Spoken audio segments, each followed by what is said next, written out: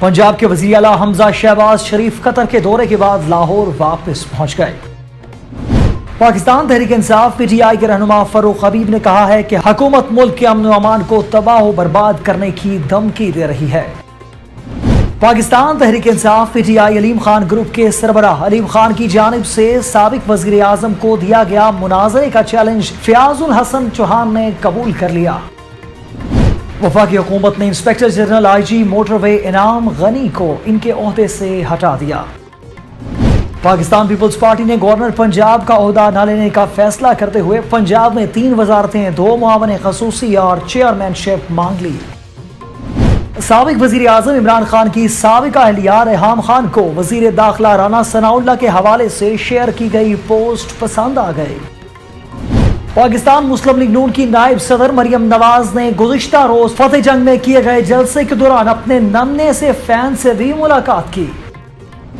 बरतानिया के बल्दियाती इंतखाबात में हुक्मरान जमात को बड़ा झटका। इसराइल ने मकबूजा मगरबी किनारे पर मजीद 4000 गैर कानूनी बस्तियां तामीर कराने का मंसूबा बना लिया। श्रीलंकन सदर गोताबा ने मुल्क में एक बार फिर इमरजेंसी नाफिज कर दी। अमेरिका में पहली बार सियाह फाम हमजिन्स परस्त खातून को व्हाइट हाउस का तर्जुमान मुकर्रर कर दिया गया। चीन के शहर चिंगशा में रिहायशी इमारत गिरने से हलाक अफराद की तादाद 53 हो गई। अमेरिका में एक मुसाफिर चलते हवाई जहाज में हंगामी दरवाजा खोलकर तैयारे के पर के ऊपर चलने लगा, जिस पर उसे गिरफ्तार कर लिया गया। अस्सलाम वालेकुम, न्यूज़ आई के साथ मैं हूं राजा नदीम। हेडलाइंस आपने जानी, तफसीलात शामिल करते हैं एक छोटे से वक्फे के बाद। हमारे साथ रहिएगा।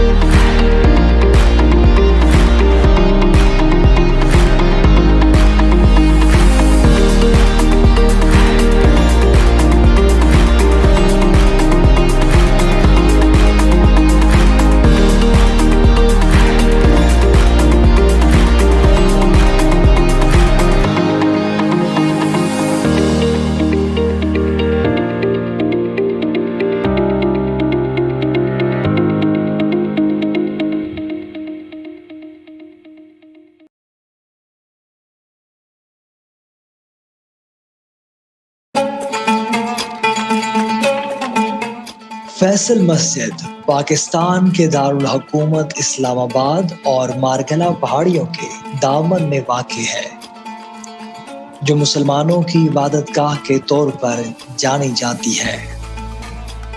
ये दुनिया की 6ठी बड़ी और जनूबी एशिया की सबसे बड़ी मस्जिद है। मस्जिद एक असरी डिजाइन की हामिल है, एक आम गुंबद के बगैर। मस्जिद की शक्ल बेडुइन खैमे की सी है, जिसके चारों तरफ 260 फुट लंबे मीनार हैं। इस डिजाइन में 8 शेलनुमा ढलबान छतें हैं, जो एक सहरुही इबादत गाह बनाती हैं। ये मस्जिद 33 एकड़ के रकबे पर मुहीत है। 1966 میں جب شاہ فیصل بن عبد العزیز نے پاکستان کے سرکاری دورے کے دوران اسلام آباد میں ایک قومی مسجد کی تعمیر کے لیے پاکستانی حکومت کے اقدام کی حمایت کی۔ 1969 میں ایک بین الاقوامی مقابلہ منعقد ہوا جس میں 17 ممالک کے معماروں نے 43 تجاویز پیش کی۔ جیتنے والا ڈیزائن ترکی کے معمار کا تھا۔ اس کے منصوبے کے لیے 48 ایکڑ اراضی تفویض کی گئی اور اس پر عمل درآمد پاکستانی انجینئرز اور کارکنوں کو تفویض کیا گیا۔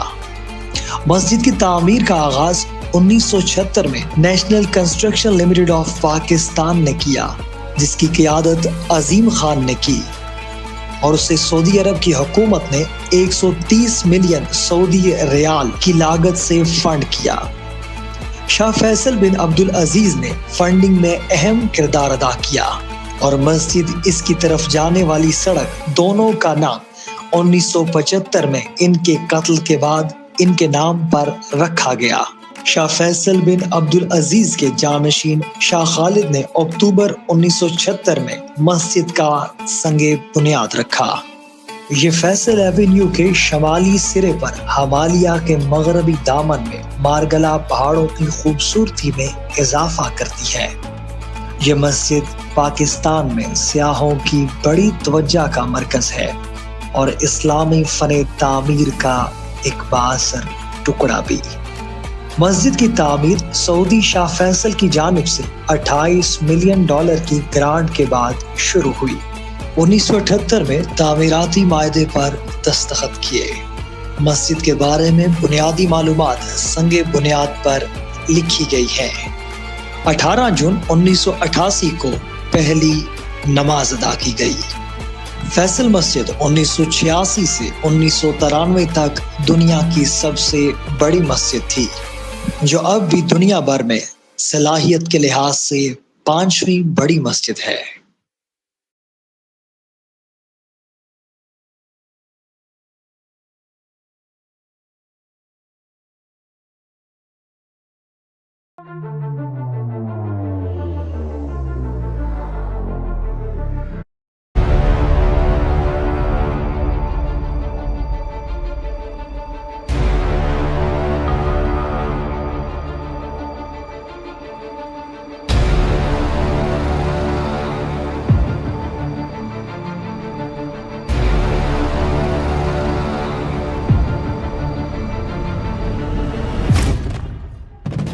یہ کہانی ہے ایک ایسی منفرد فضائیہ کی جس کے مستقبل کا تعین خود قائد اعظم محمد علی جناح نے کیا، جس کے کردار کو حضرت اقبال نے شاہین سے تعبیر کیا، جس کی بنیاد ایئر مارشل اصغر خان جیسے بے لوث لیڈر نے رکھی، جن کی ولولہ خیز قیادت میں پاک فضائیہ 50 کی دہائی میں بین الاقوامی قوت بن کر سامنے آئی۔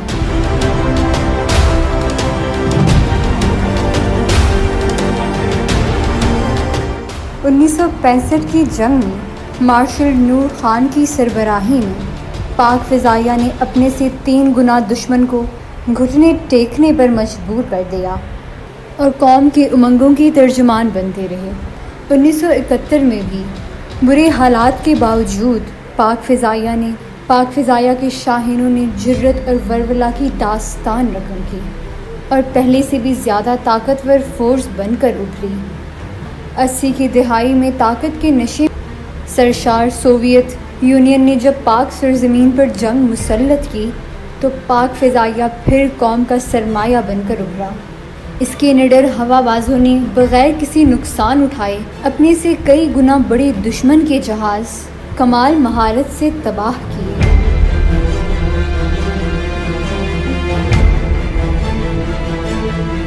چاہے وہ کارگل کا محاذ ہو یا آپریشن سینٹینل، پاک فضائیہ کی بروقت حکمت عملی اور پیشہ ورانہ صلاحیت سے دشمن کو ہمیشہ مات ہی ملی ہے۔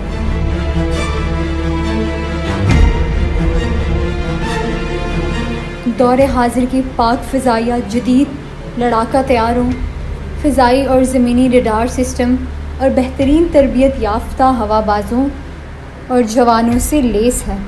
یہی وجہ ہے کہ پاک فضائیہ نے ضرب عزم میں مؤثر کردار ادا کیا ہے۔ اس کے ہوا بازوں نے جان ہتھیلی پہ رکھ کر دشمن کی کمر توڑ کے رکھ دی، چاہے وہ شر پسندوں کا کمان اور کنٹرول سسٹم ہو یا اسلحوں کا ٹھکانہ، زیر زمین بنگر ہو یا پوشیدہ ٹھکانہ، کوئی بھی پاک فضائیہ کے شاہینوں سے بچ نہ سکا۔ ضرب عزم کے موقع پر پاک فضائیہ کے مؤثر کردار نے ایک بار پھر جنگ 65 کی ہیروز کی یاد دلا دی اور قوم کو بتا دیا ہے کہ اس کی صفوں میں عالم، رفیقی اور یونس آج بھی زندہ ہے۔ پاک فضائیہ پہلے بھی قوم کی مسیحا تھی اور آج بھی ہے اور انشاءاللہ ہمیشہ رہے گی۔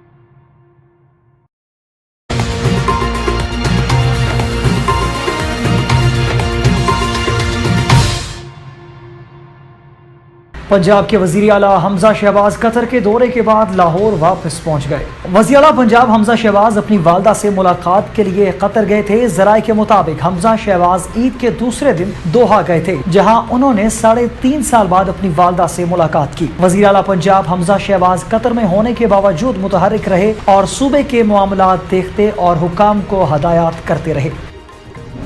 پاکستان تحریک انصاف کے رہنما فاروق حبیب نے کہا، حکومت ملک کے امن و امان کو تباہ کرنے کی دھمکی دے رہی ہے۔ وفاقی وزیر داخلہ اور نون لیگی رہنما رانا ثناءاللہ کی گفتگو پر رد عمل دیتے ہوئے ان کا کہنا تھا کہ یہ لوگ گلی محلوں کی سطح پر فساد اور ملک میں خانہ جنگی چاہتے ہیں۔ سابق وفاقی وزیر نے کہا کہ منشیات کے مقدمے میں پیشی پر آنے والا شخص قوم کو قانون کی بالادستی کا درس دے رہا ہے۔ انہوں نے یہ بھی کہا کہ تحریک انصاف نے اپنے دور میں ایک بھی سیاسی مخالف پر کوئی انتقامی مقدمہ نہیں پایا۔ رہنما پی ٹی آئی کا کہنا تھا کہ غلامی نامنظور تحریک کی مقبولیت سے حکومت کی ٹانگیں کانپنا شروع ہو گئی ہیں۔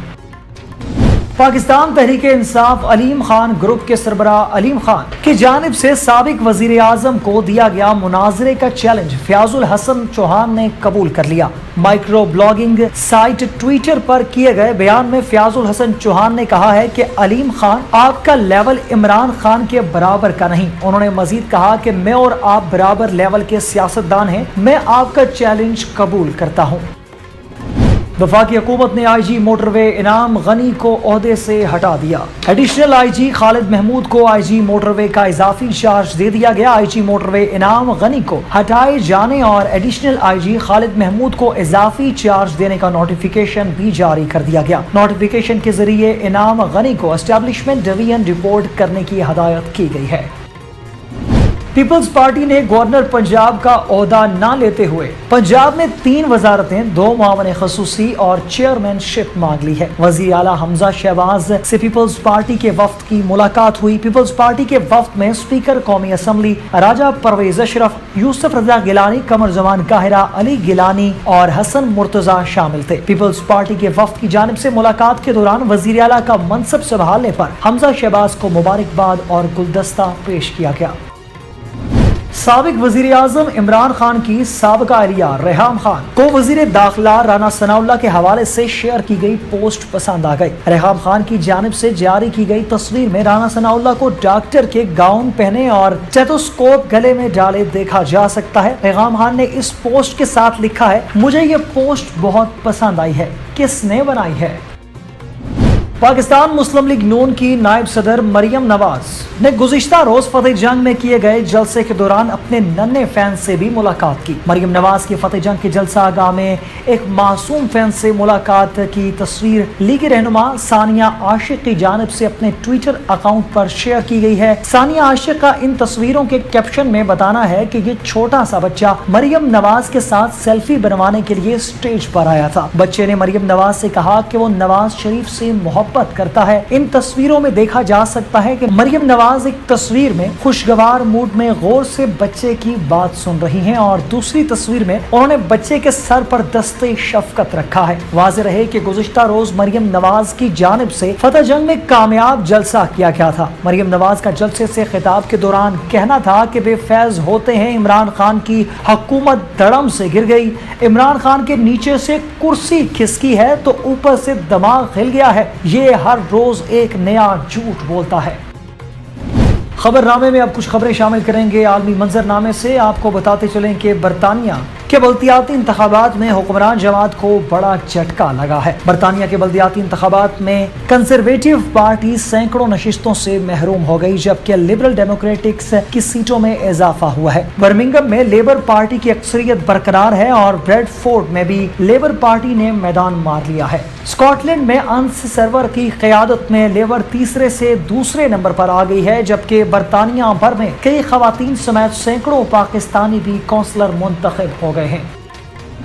اسرائیل نے مقبوضہ مغربی کنارے پر مزید 4000 غیر قانونی بستیاں بنانے کا منصوبہ تیار کر لیا ہے۔ خلیجی میڈیا کے مطابق اسرائیلی وزیر داخلہ نے مقبوضہ مغربی کنارے پر 4000 غیر قانونی بستیاں بنانے کے منصوبے کی تصدیق کی ہے، جس کی جلد منظوری دی جائے گی۔ ٹویٹر پر جاری بیان میں مقبوضہ مغربی کنارے پر غیر قانونی بستیوں کی تعمیر کے حامی اسرائیلی وزیر داخلہ کا کہنا تھا کہ 4000 بستیوں کی تعمیر کے منصوبے کی منظوری کے لیے پلاننگ کمیٹی کا اجلاس آئندہ ہفتے ہوگا، جبکہ اسرائیلی وزیر نے ان غیر قانونی بستیوں کی تعمیر کو ضروری چیزوں کی بنیاد قرار دیا۔ خلیجی میڈیا کے مطابق اسرائیلی اخبار ہارڈیز کا کہنا ہے 1452 بستیوں کی تعمیر کے سلسلے میں سول انتظامیہ اور فوجی حکام جمعرات کے روز میٹنگ کریں گے، جبکہ دیگر 2536 یونٹس کی تعمیر کی منظوری وزیر دفاع کی جانب سے دی جائے گی۔ غیر ملکی میڈیا کا کہنا ہے کہ اگر اسرائیل کی جانب سے 4000 بستیوں کی تعمیر کے منصوبے کی منظوری دی گئی تو یہ امریکی صدر جو بائیڈن کے اقتدار میں آنے کے بعد سب سے بڑی تعمیرات ہوں گی، جبکہ وائٹ ہاؤس مسئلے کے 2 ریاستی حل کے لیے مغربی کنارے پر غیر قانونی بستیوں کی تعمیرات کا مخالف ہے۔ اس سلسلے میں اسرائیل میں تعینات امریکی سفیر تھامس کا کہنا ہے کہ جو بائیڈن انتظامیہ اس سلسلے میں مکمل طور پر واضح کر چکی ہے کہ وہ مزید تعمیراتی سرگرمیوں کی سخت مخالفت کرے گی۔ برطانوی خبر رساں ایجنسی رائٹرز کے مطابق سری لنکا میں صدر کے استعفے کے لیے احتجاج زور پکڑنے لگا ہے۔ احتجاج کنٹرول کرنے کے لیے گوتابایا نے ملک میں ایمرجنسی نافذ کر دی۔ خبر رساں ایجنسی کے مطابق ایمرجنسی کے تحت سیکیورٹی فورسز کو غیر معمولی اختیارات حاصل ہو گئے ہیں۔ اس کے علاوہ تازہ ترین ایمرجنسی نافذ کرنے کی مزید تفصیلات ابھی تک منظر عام پر نہیں لائی گئی، لیکن پچھلی ایمرجنسی نے صدر کو فوج کی تعیناتی، شہریوں کو بغیر کسی الزام کے حراست میں لینے اور احتجاج کو ختم کرنے کے اختیارات دیے تھے۔ اس سے قبل جمعے کے روز صدر مخالف احتجاج کے دوران طالب علموں نے پارلیمنٹ میں گھسنے کی کوشش کی، تاہم مظاہرین کو منتشر کرنے کے لیے پولیس نے آنسو گیس اور پانی کی توپ کا استعمال کیا۔ رپورٹس کے مطابق سری لنکا میں 5 ہفتوں کے دوران دوسری بار ایمرجنسی کا اعلان کیا گیا ہے۔ سری لنکن صدر نے 1 اپریل کو ملک میں ایمرجنسی نافذ کی تھی، لیکن 5 دن بعد اس فیصلے کو واپس لے لیا تھا۔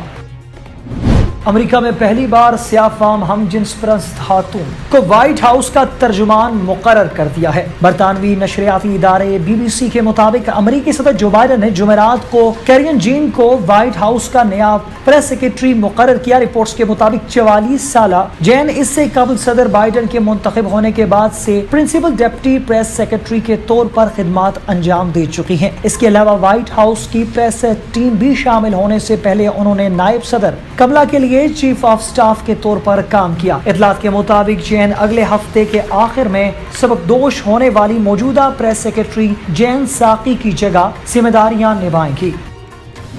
چین کے سرکاری میڈیا کے مطابق 29 اپریل کو چین کے صوبے ہنان میں گرنے والی 8 منزلہ رہائشی عمارت کے گرنے کی وجوہات کے بارے میں اب تک معلوم نہیں ہو سکا، لیکن ملبے کی عمارت سے اب تک 10 افراد کو زندہ نکالا جا چکا ہے۔ چینی حکام کی جانب سے حادثے میں 53 افراد کی ہلاکت کی تصدیق کی جا چکی ہے، جبکہ حکام کا کہنا ہے کہ عمارت کے گرنے کے واقعے کی تحقیقات جاری ہیں۔ امریکہ میں ایک مسافر چلتے ہوئے جہاز کا ایمرجنسی دروازہ کھول کر پر کے اوپر چلنے لگا، جس پر اسے گرفتار کر لیا گیا۔ پولیس کے مطابق واقعہ شکاگو کے اوہارے ہوائی اڈے پر پیش آیا۔ سان ڈیاگو سے آنے والا طیارہ 5 مئی کو الصبح رن وے پر اترا ہی تھا کہ مسافر نے ہنگامی دروازہ کھولا اور ہوائی جہاز کے پر کے اوپر چلنے لگا۔ جہاز میں موجود ایک فرد نے اس دروازے کی تصویر بھی ٹویٹر پر شیئر کی، جس کو کھول کر وہ مسافر جہاز سے باہر نکلا تھا۔ اس مسافر کے بعد ازاں پولیس نے حراست میں لے لیا، جس کا نام رینڈی فرینک بتایا گیا ہے، جو ریاست کیلیفورنیا کا رہائشی ہے۔ اس مسافر پر غیر ذمہ دارانہ رویے کا الزام عائد کیا گیا ہے اور جلد مقدمہ بھی چلایا جائے گا۔ واقعے کے دوران طیارے میں موجود تمام مسافر محفوظ رہے۔ نیوز اسٹوڈیو سے فی الوقت کے لیے اتنا ہی۔ مزید خبروں اور اپڈیٹس کے لیے دیکھتے رہیے نیوز آئے۔ اللہ حافظ۔